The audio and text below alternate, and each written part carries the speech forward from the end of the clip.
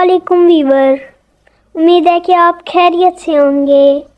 اللہ سبحانہ تعالیٰ کی رحمت و برکت ہو آپ پر اور آپ کے اہل خانہ پر۔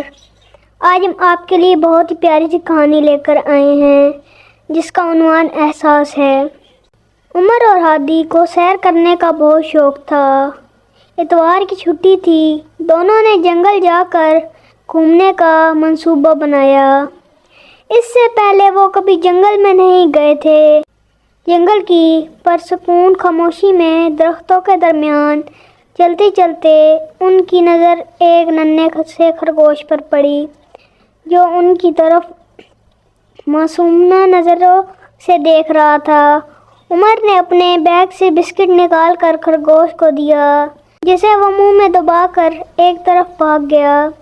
دونوں نے جنگل میں خوب مزے کیے، تتلیوں کے پیچھے بھاگے، گھاس میں لوٹ پوٹ ہوئے